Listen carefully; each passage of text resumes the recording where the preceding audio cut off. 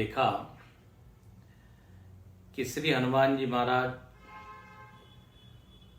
जब उड़ान भरते हैं और आकाश मार्ग से लंका की ओर चलते हैं तो मैनाक पर्वत उनका रास्ता रोकता है। मैनाक पर्वत उनसे प्रार्थना करता है, यात्रा लंबी है, आगे कुछ खाने पीने की सुविधा है नहीं, आप यहाँ पर विश्राम कीजिए, कुछ फल इत्यादि खा लीजिए। तब हनुमान जी केवल स्पर्श करते हैं, प्रणाम करते हैं और बहुत विनम्रता से उस प्रस्ताव को मना करते हैं, अस्वीकार करते हैं और कहते हैं विश्राम की जहां तक बात है, विश्राम राम कार्य में ही मिलता है। विश्राम का हेतु भगवत कार्य, भगवत भक्ति, भगवान के लिए यदि हमारा जीवन हम समर्पित करें तभी विश्राम है। व्यशेम देव हितं यदायु। गोस्वामी जी ने भी कहा पायो परम विश्राम। जब मानस उन्होंने लिखी तो उनको प्राप्ति क्या हुई? तो परम विश्राम। तो जहां राम है वहीं विश्राम है। ये जो हमारी समझ है कि विषयों में, भोगों में हमको तृप्ति मिलेगी, आज तक तो किसको मिली नहीं है। तो हनुमान तहि पर साकर पुनि कीन प्रणाम, राम काज कीन्हे बिनु मोहि कहाँ विश्राम। शांति के बारे में श्री हनुमान जी की मान्यता बिल्कुल स्पष्ट है और वो सही है। भगवत कार्य करने के बाद जो संतोष और समाधान मिलता है वो विषय रमण से कभी नहीं मिल सकता। पिछली बार हम लोगों ने मैनाक पर्वत की चर्चा की थी कि ये मैनाक पर्वत एक तरह से स्नेही है, उनका प्रेमी है। अध्यात्म का जो साधक है उसको कई बार अपने नाते, रिश्ते, मित्र, परिवार के लोग ही रोकते हैं। उस रोकने के पीछे भावना गलत नहीं होती, उनका प्रेम होता है। वो उसके कष्ट को देख नहीं पाते। तो हनुमान जी ने इस बाधा को कैसे दूर किया? आदर दिया, सम्मान दिया, कहा हम आपकी भावना को जानते हैं। लेकिन राम कार्य में जो आराम मिलेगा वो केवल विषय रमण में या सांसारिक चीजों में मिल नहीं सकता। इसलिए आप चिंता मत कीजिए, मुझको कोई कष्ट नहीं है, दुख नहीं है। और तब हनुमान जी चलते हैं। अब जो हनुमान जी जा रहे हैं तो जात पवन सुत देवन देखा, जाने कमु बल बुद्धि विशेषा, सुरसा नाम अहिन के माता, पठई नियाय कही ते बाता, आज सुरन मोहि दीन सुनत वचन का पवन कुमारा, राम काजु करी फिर मैं आवो, सीता कही सुधि प्रभु ईश्वर।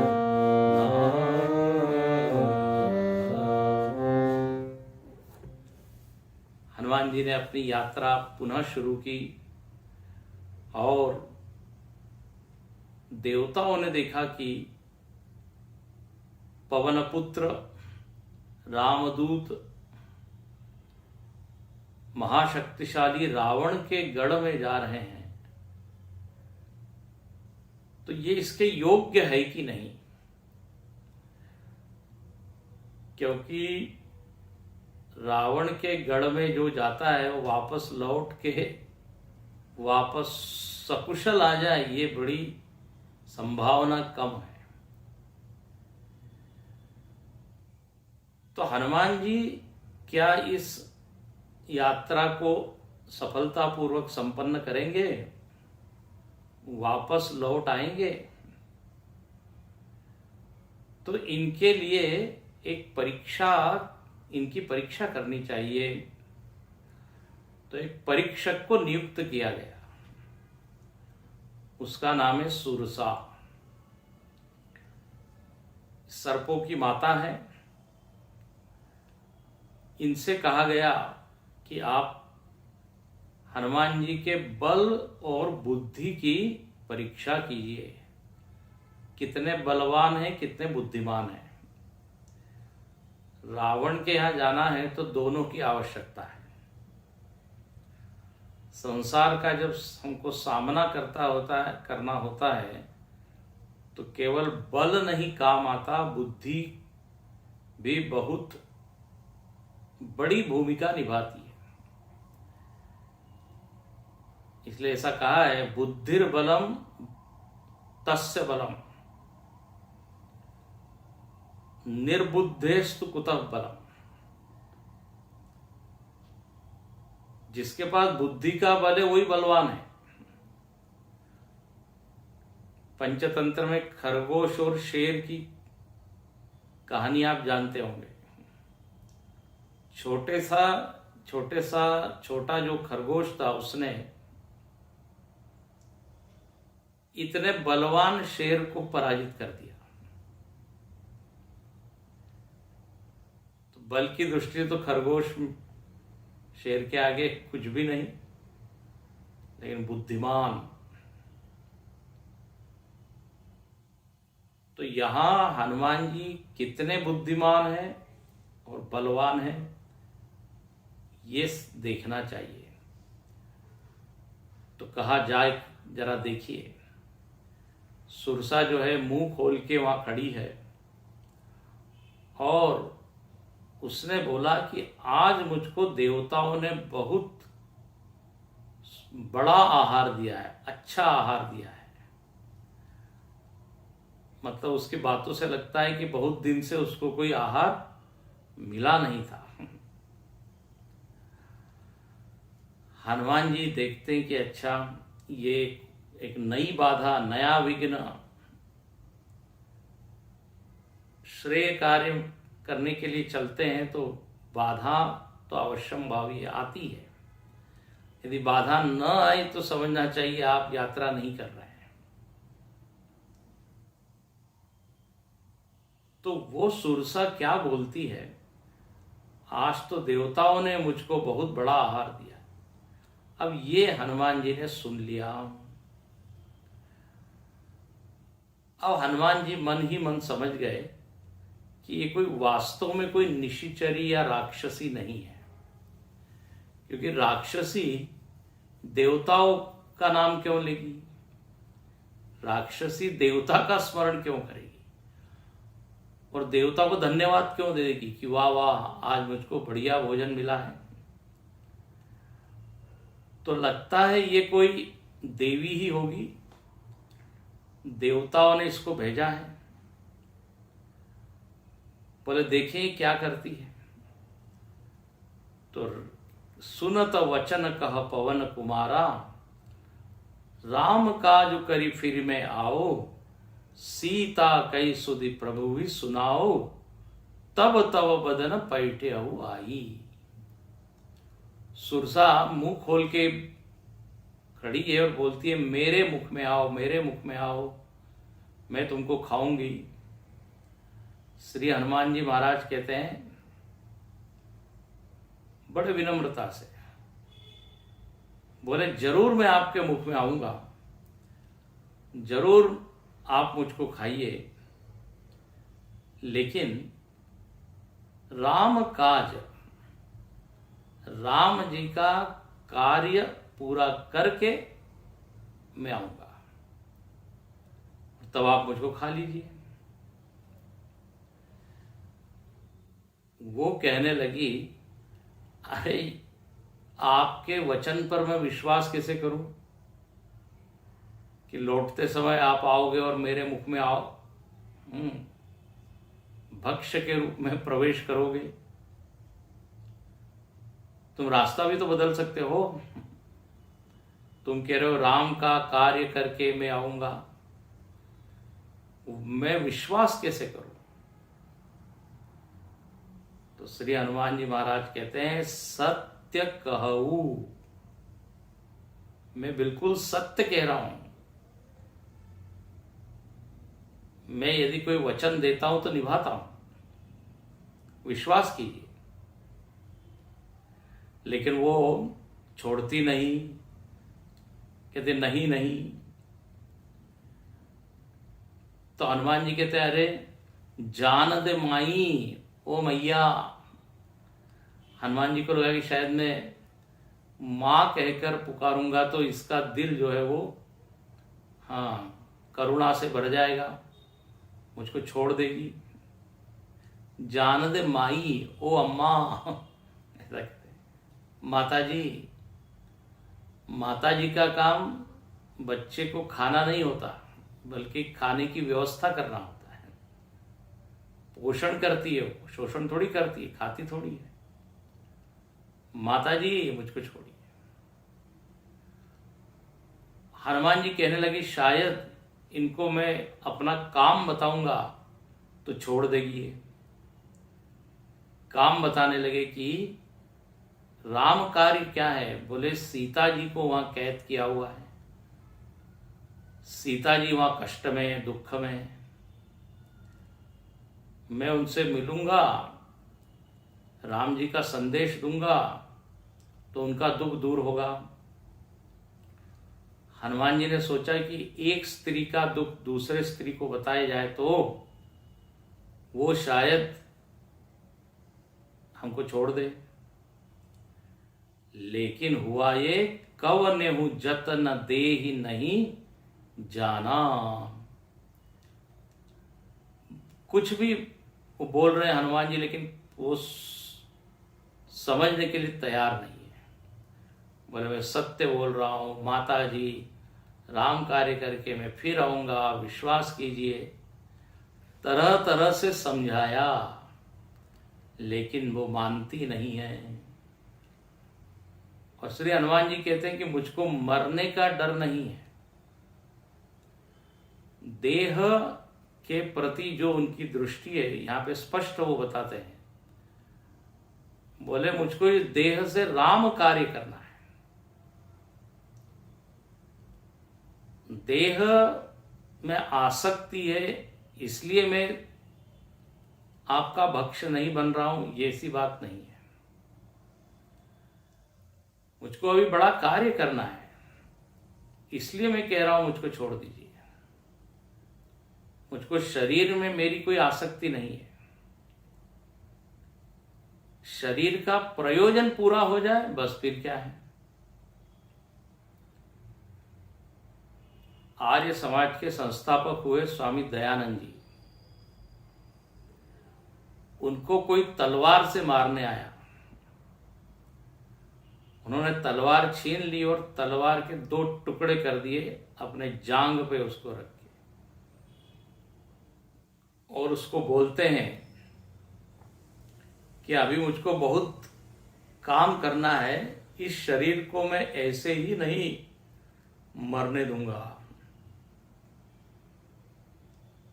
अभी इससे ऊंचे उद्देश्य के लिए ये देह जो है मुझको रखना है। तो हनुमान जी को कोई देहाभिमान नहीं है ना। हम लोगों में क्या होता है, देहाभिमान, देहो हम, ये वृत्ति, इसको होता है देहाभिमान। देहासक्ति और देहाभिमान, इसके कारण से हम मरने से डरते हैं। अच्छा, देहाभिमान ऐसा है, जाता नहीं है। अखंडानंद जी महाराज ने कहा, ये देहाभिमान आपका नौकर नहीं है कि आप उसको बोलो और वो छूट जाए।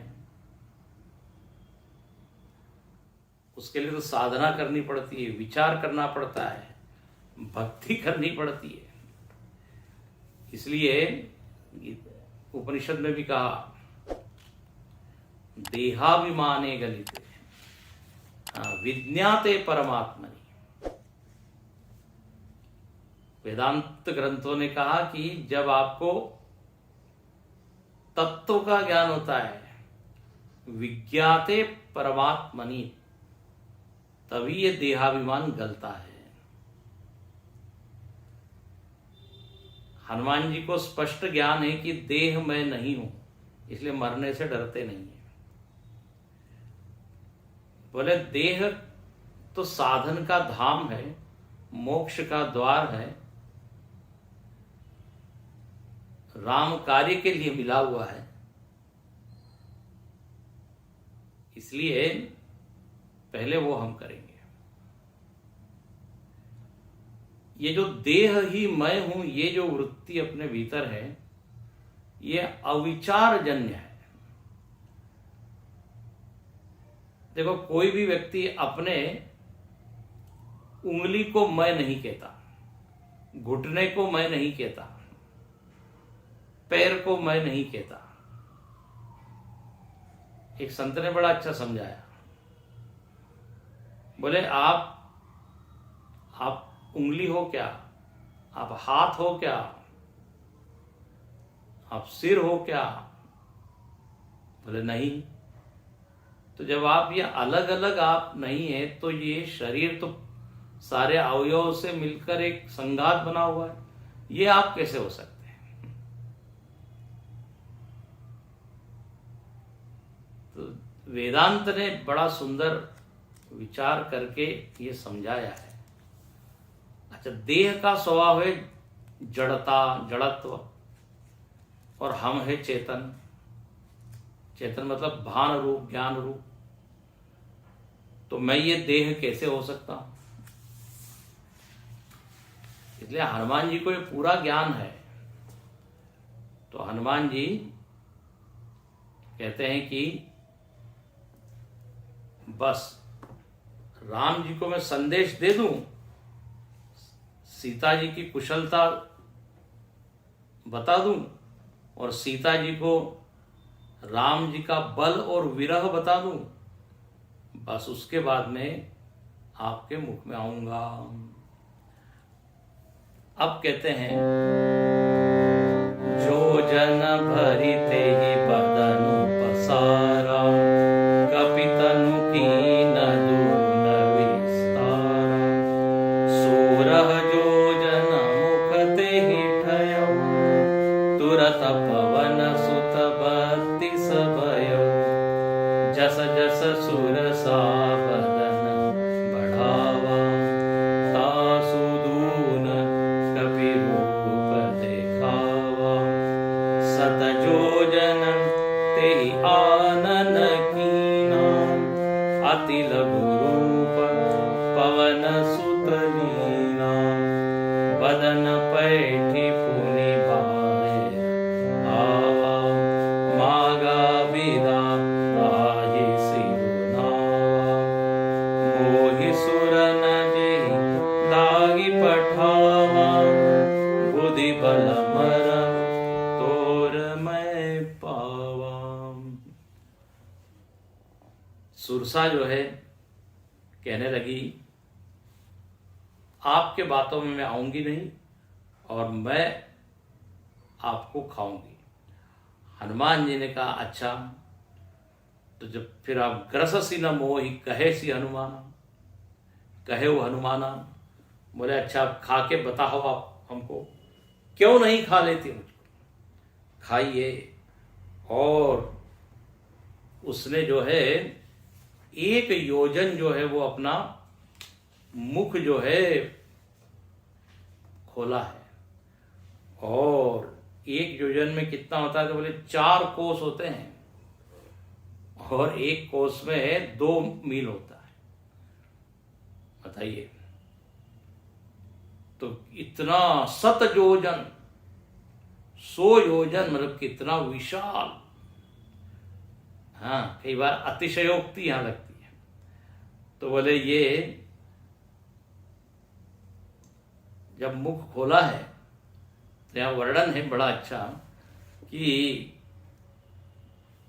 16 योजन मुख तेटे तुरत पवन सुत 32 भयो।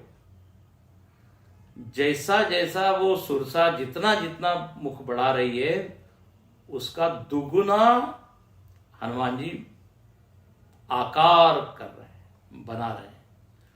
हनुमान जी के पास सिद्धियां हैं,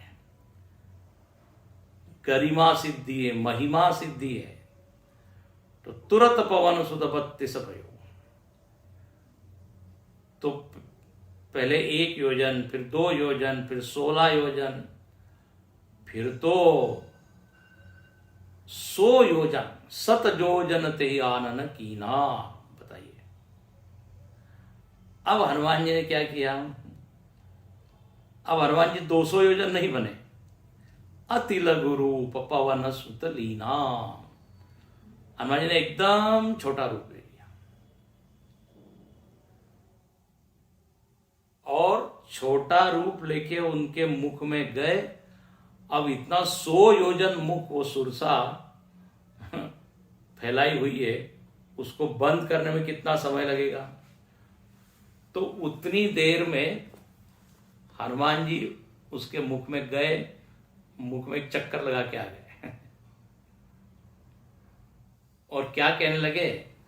बोले हमने तो आपकी आज्ञा का पालन किया, आप बार बार कह रहे थे मुख में आओ, मुख में आओ। हम तो गए लेकिन आपने खाया नहीं। अब इसमें हमारी कोई गलती नहीं। बदन पैटी पुनि बाहर आवा। ओ, और प्रणाम करते हैं, मागा विदा ताहि सिरु नावा। अब देखो यहां पे, ये तो हो गई कथा। इसमें संकेत क्या है? बहुत सारे संकेत हैं। एक तो ये है कि बाधा जब आती है, कोई विघ्न, तो डरना नहीं चाहिए, सामना करना चाहिए। हनुमान जी ने देखिए, समस्या मुख खोले सामने खड़ी है, तो हनुमान जी ने अपना रास्ता बदला नहीं, सामना किया। दूसरा यहां पर है, हनुमान जी आकार को बढ़ाते चले गए, लेकिन उन्होंने देखा कि यदि वो मुख बढ़ा रही है, फिर मैं अपना आकार बढ़ाऊंगा, तो ये तो संघर्ष चलते ही रहेगा अनंत काल तक। इसका तो कोई क्या है, अंत ही नहीं है। तो इस संघर्ष में होगा क्या? मेरा जो लक्ष्य है, जिस लक्ष्य के लिए मैं चला हूं, वो लक्ष्य तो भूल ही गया। वो लक्ष्य तो मुझको कभी भी प्राप्त होगा ही नहीं। तो देखो, ये विचार किया हनुमान जी कि कितना समय देना चाहिए। ये नहीं अपने प्रेस्टीज इशू के लिए है ना। यदि मैं छोटा बन जाऊंगा या हार जाऊंगा, तो मेरा तो क्या नाम ही छोटा हो जाएगा, ऐसा नहीं है। हनुमान जी जो है वो छोटे होने के लिए भी तैयार है, यदि लक्ष्य की प्राप्ति हो रही हो तो हनुमान जी ने ये अहंकार को छोड़ा कि बस तुम बड़े हैं तो हम क्या छोटे हैं, हम भी बड़े होते रहेंगे। एक थोड़ी झलक दिखला दी कि मैं तुमसे भी बड़ा हो सकता हूं, लेकिन विचार किया और तुरंत छोटे हो गए। अब इससे ये समझना चाहिए, तीसरा पॉइंट, कि हमको छोटे भी बनते आना चाहिए।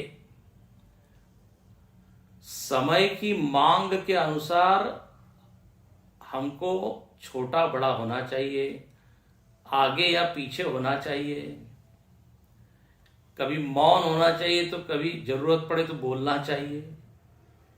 ये विवेक है। हनुमान जी तो ज्ञानी नाम अग्रगण्य है ना, इसलिए हनुमान जी ने अपने आकार को बिल्कुल छोटा कर लिया। कई बार लोगों को छोटा बनने में हीन भावना आती है,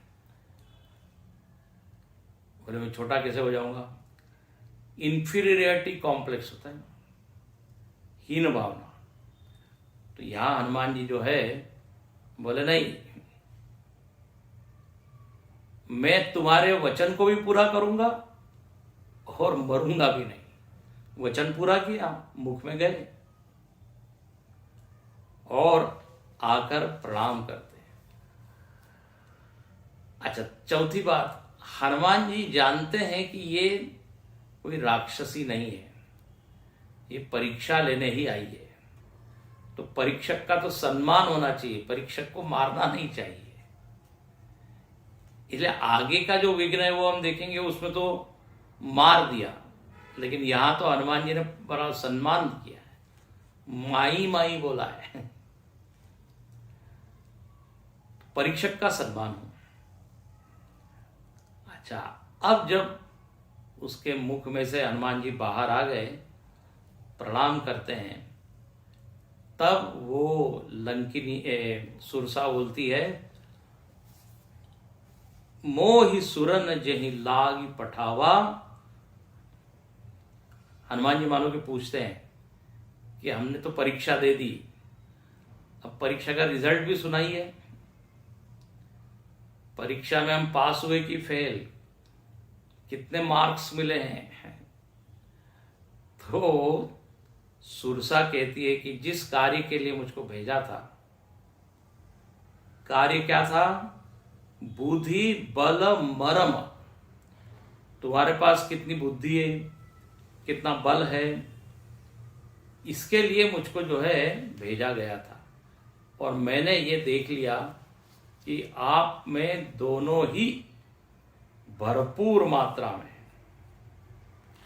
और आप तो मेरिट में जैसे कहते हैं ना, पहला नंबर आपका मिला है, पास विथ फ्लाइंग कलर्स। आप में कोई कमी नहीं है, आप बिल्कुल योग्य हो। कई बार देखिए, हमको अपनी योग्यता की परीक्षा देनी पड़ती है, उससे लाभ ही होता है। तो हनुमान जी को आशीर्वाद मिल गया, ये बन के तो आई थी परीक्षा या कहिए विघ्न, लेकिन राम काज सब करिहो तुम बल बुद्धि निधान, आशीष दे गई सो हर्षि चले हनुमान। वो जो है आशीष देती, आशीर्वाद, और कहती है कि इसमें कोई भी शंका नहीं कि तुम काम करोगे या नहीं करोगे, निश्चित ही तुम ये काम करोगे। और हनुमान जी को आशीर्वाद मिला, बड़े प्रसन्न हुए और वहां से चलते हैं। तो यहां पर देखने की बात है, देह का क्या प्रयोजन है ये बताया, फिर अहंकार को उन्होंने छोड़ा है, फिर कहाँ आगे होना, पीछे होना, बड़े होना, छोटे होना, ये समझना, और पहचानना कि ये निशिचर है कि और कोई है। हनुमान जी कितने सावधान हैं, एक वाक्य सुन के वो उन्होंने पकड़ लिया कि ये कोई राक्षसी नहीं है, इसलिए इनके साथ युद्ध नहीं करना है, इनको तो विचार से और बुद्धि से ही इस विघ्न को पार करना पड़ेगा। अब हनुमान जी चले हैं, चलते हैं तो एक दूसरी बात आ गई, निशिचरी एक सिंधु महुरई, करि माया नभु के खगगहई, जीव जंतु जे गगन उड़ाई, जल भी परिछाई, गई छाह सक सोन उठाई, एहि विधि सदा गगन चर खाई, सोई छल हनुमान कह कीना, तासु कपटी कपि तुरत ही चीना। अब जब हनुमान जी आगे चले हैं तो एक राक्षसी का सामना हुआ, और ये राक्षसी कहां रहती थी? सुरसा तो आई थी आकाश में, ये रहती है सिंधु महरही, समुद्र के भीतर रहती है, छिप कर रहती है और माया करती है। इसके पास एक सिद्धि है कि जो भी आकाश मार्ग से जाता है उसकी परछाई समुद्र में जब गिरती है तो उस छाया को वो पकड़ लेती है, और उससे वो जो जीव है जो आकाश में उड़ रहा है वो नीचे आ जाता है। ओ गह इच्छा सक सोन उड़ाई, वो उड़ नहीं पाता था वो पक्षी या जीव, और बस वो नीचे आ जाता था, उसको ये पकड़ लेती थी। यही विधि सदा गगन चर खाई, इस तरह जो गगन में विचरण करने वाले पक्षी है उनका वो शिकार करती थी। अब हनुमान जी की जब परछाई पड़ी, बोले अरे ये तो कोई बड़ा पक्षी दिखता है। वही छल हनुमान जी के साथ उसने किया, मतलब उस परछाई को पकड़ा। हनुमान जी ने देखा अरे हमको कोई नीचे खींच रहा है, कौन है? कोई दिख नहीं रहा है। नीचे नीचे नीचे नीचे सीधे वो समुद्र में गिर पड़े, और देखा तो वहां एक राक्षसी है। यहां लिखते हैं तासु कपट कपि तुरत ही छीना, उसके कपट को हनुमान जी ने तुरंत पहचाना, चीना, और एक मुष्टिका का प्रहार करके उसका नाश किया, उसका वध किया। अब ये जो बाधा है, ये बाधा कौन सी है? इस बाधा का आध्यात्मिक अर्थ क्या है? अब हम उसको आगे देखेंगे अगले सत्र में। ये बहुत चिंतनीय ये लीला है हनुमान जी की। चलो बता देते हैं एक वाक्य। ये जो निशिचरी है, राक्षसी है, इसका नाम है सिंहिका, और आध्यात्मिक अर्थ में ये ईर्ष्या है, ईर्ष्या। तो ईर्ष्या कैसे व्यक्ति को परेशान करती है, और ईर्ष्या के साथ क्या करना चाहिए जब अपने भीतर ये वृत्ति आ रही हो, ईर्ष्या वृत्ति, जो हनुमान जी ने काम किया वही करना चाहिए। उसको एक मुष्टिका प्रहार से उसका नाश किया है। तो अब ये ईर्ष्या के ऊपर हम लोग आगे विचार करेंगे, और अगले सत्र में हम लंका में पहुंचेंगे। हनुमान जी लंका का दर्शन करते हैं। तो आज यहां रुकते हैं।